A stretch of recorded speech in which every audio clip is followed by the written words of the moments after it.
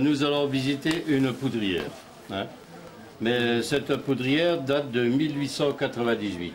Oui, elle était en sécurité, puisque sur le couloir de droite, là, vous avez une cheminée antidéflagrante. Et...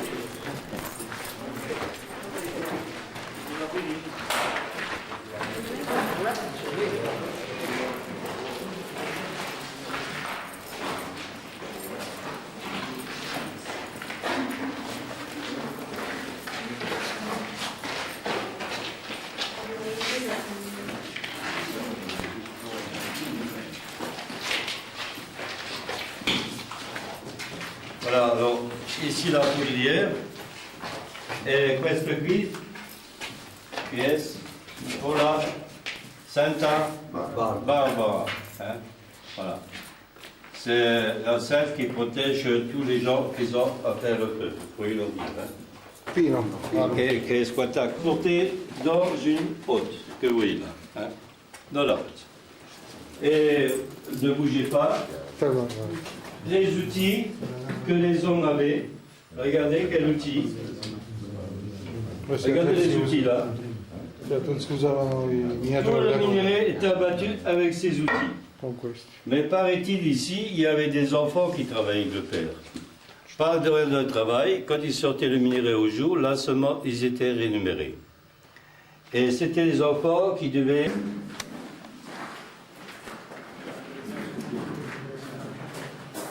Alors là, les hommes, quel ordre ils avaient? Ah oui. Ils l'ont pas vu. Ah oui. Jusqu'en 1910, et puis après, on verra un autre éclairage. Alors j'éteins. Et là, vous voyez les hommes, ce qu'ils avaient comme formation, c'est-à-dire le fleuret, on appelle ça un fleuret, un livrequin et une pince-poussoir.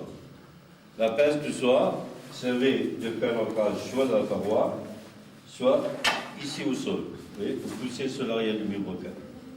Et là, il positionnait la pointe ici dans une encoche, il devait pousser dessus bien fortement et tourner. Alors, s'il pourrait, dans la couche d'ordre de minerai, il mettait quand même 1 heure pour faire un trou d'1 mètre.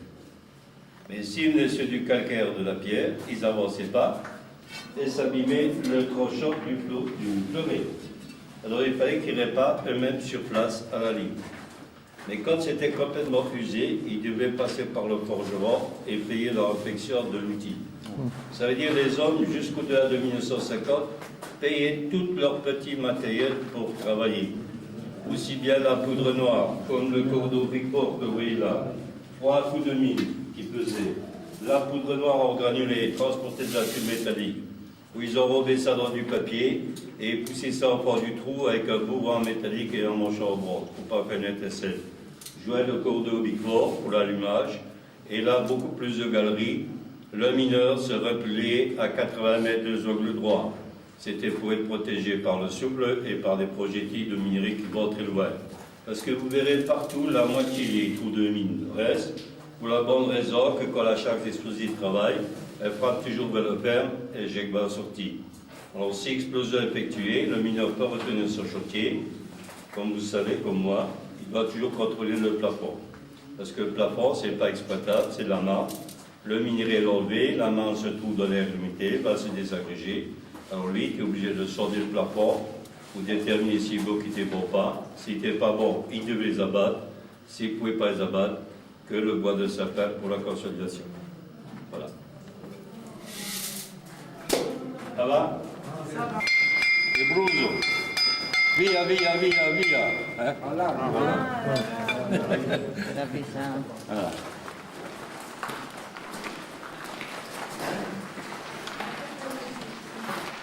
Ah.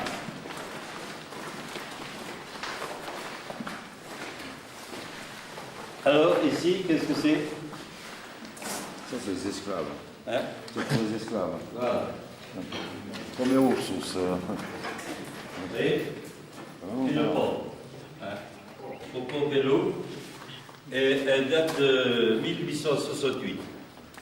Mais cette pompe a été actionnée par des chevaux. Les chevaux marchaient sur la margée du puits qui est en bois. C'était pour la souplesse de marche.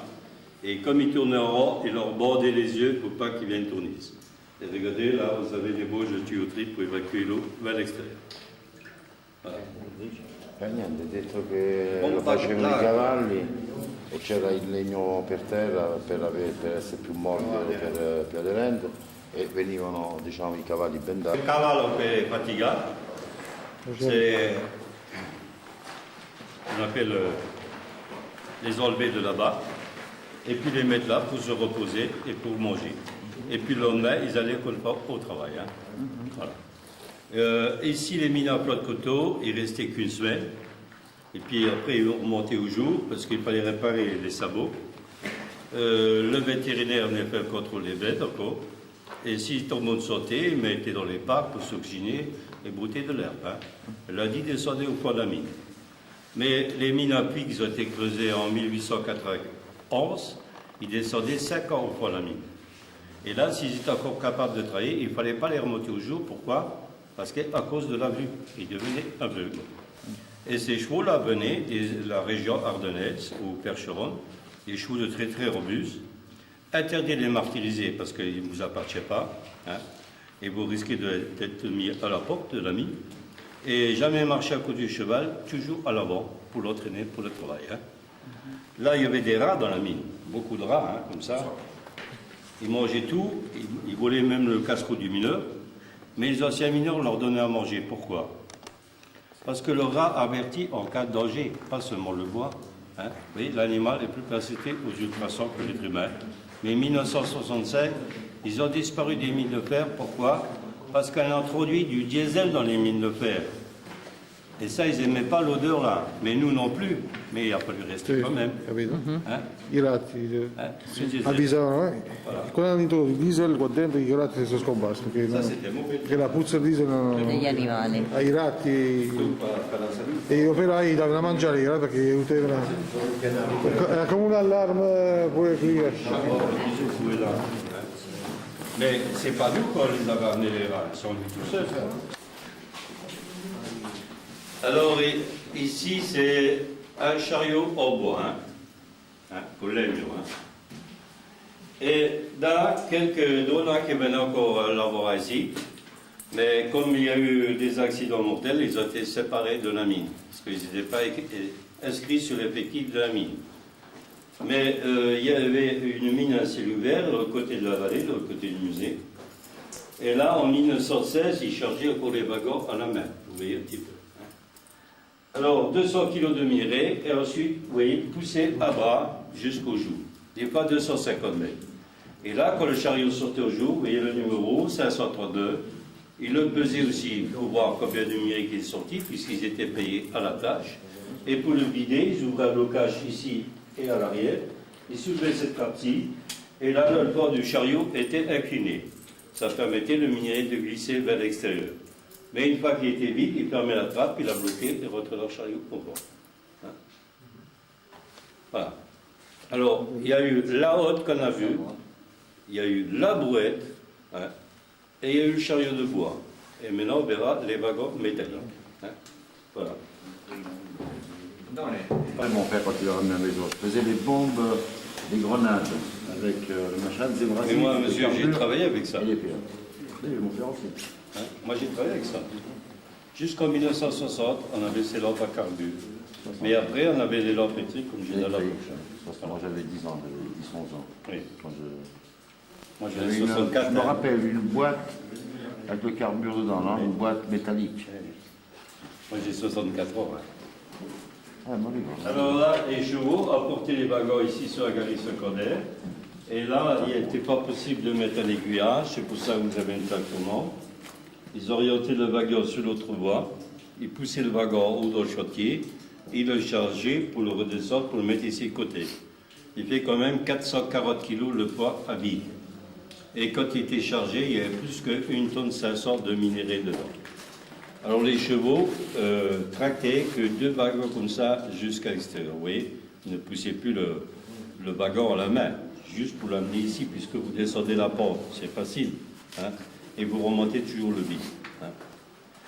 Alors, après, bien sûr, il les amenait dans la galerie principale, parce que là, il y a les machines qui ont fonctionné. Et là, comme ils avaient des œillères, ne voyaient que à l'avant, ils ne savaient pas le poids du wagon, ils ont comptabilisé que 5 wagons chargés tirés. Comment qu'ils pouvaient savoir? Ça veut dire par le bruit des attelages. Quand ils comptabilisaient 4 attelages comme ça tirés, ben, ils se disaient qu'ils avaient 5 wagons. Mais quand ils entendaient un 5e coup, ils disaient que c'était 6 wagons, et là, ils refusaient de tirer.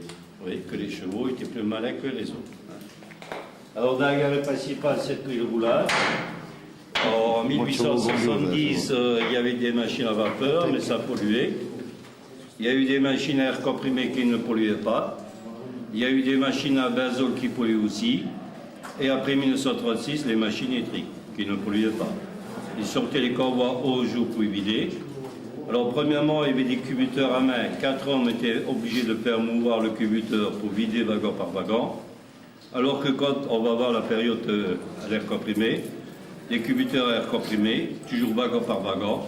Et après 1936, les cubiteurs électriques. Alors là, c'était de 4 à 8 wagons qui étaient versés très rapidement. Voilà. Et il y avait 7 hommes qui travaillaient dans cette galerie-là. Et cette galerie, ils appelaient ça la galerie de la glacière parce qu'il faisait un froid intense là-dedans et les hommes étaient gelés. Alors ils avaient intérêt de travailler pour ne pas avoir froid. Hein? Cioè, dice che la chiamavano la galleria del ghiaccio, sì, perché era di un freddo terrificante e dove le persone che stavano qua lavoravano molto più degli altri se non per riscaldarsi. Oui, c'était pas fermé comme vous là-bas. Era aperto, era aperto da quanti buoni, credo. 1837. C'è meno 4. Donc questo qui per les compressori per fabbricare l'aria comprimata, per evoluire per il lavoro. 1915. Che è tedesco, tedesco. Voilà. 1915. Et maintenant, on va voir l'évolution dans les chantiers à côté. Qui? E questo piccolo è flessibile per alimentare con comment dire in italiano, il ventilateur. La ventola, il ventilatore. Aérare les chantiers. L'aviatore. Alors, l'altro parto, niente ventilatore. E questo qui con la macchina per chargare il minerale, 1937, con l'aria comprimata. Et deux hommes là, 200 tonnes de minerai pour la machine. 200 tonnes de minerai. Par poste de travail, hein. Par poste de travail. Et là-bas, con l'aria comprimata, con il marteau picore, il marteau perforatore, e che partono, come si chiama, con il trou no? Come si chiama? Con il trou.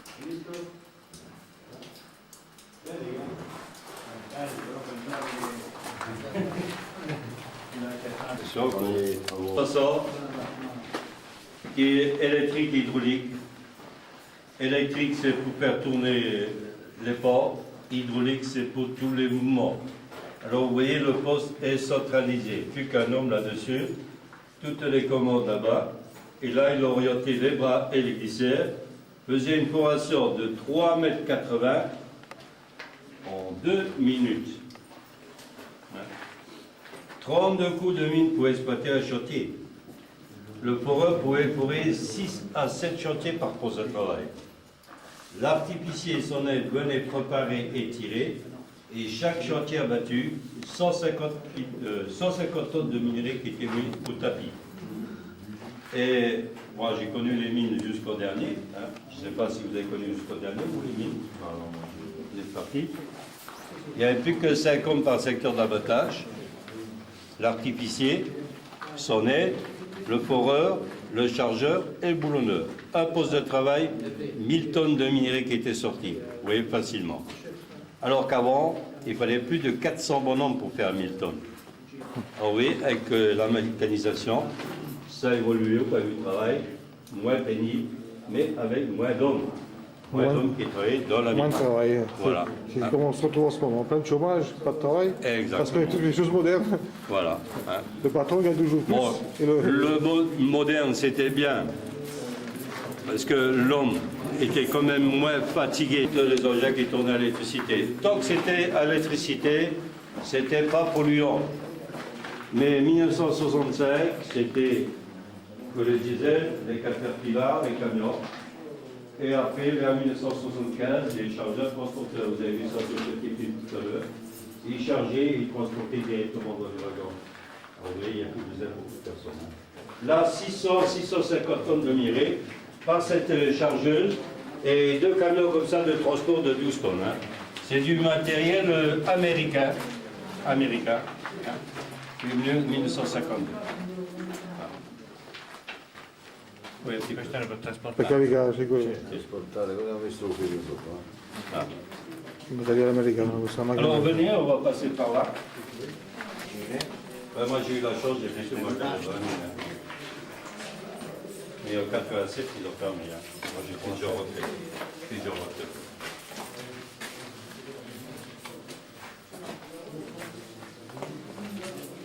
Queste qui con le macchine, con l'elettrico che gira con i vagoni e con l'estereo. 12 à 14 wagons. 9 tonnes, hein? 9 tonnes. Alors, con le cave là, ammena l'elettricità. Per cavo portava E l'elettricità. con la macchina si alimenta con le perche sulla catenella e si via vers l'extérieur. Tipo i trami, quelli aperti, faceva contatto al J'arrive pas à le filo. dire comme toi. Che si Avant, il y avait les chefs de train. Hein, Quindi chefs de i train. capi Mais macchinisti. là, vous voyez plus les cadènes là. Non so, E queste qui con l'attraccio automatico. attacco automatico. Queste Dico forse. Wilson, si chiama. Wilson. Wilson si chiama quell'attacco. Butta con l'altro dopo e si accroché. Si accroché E voilà. automaticamente. E via. Si chiama un cabinetto con la tuffia. Ma il bagno tu. Sono tutto la tavola del Mercedes. On se bat pour les féminins, hein. C'est le cabinet.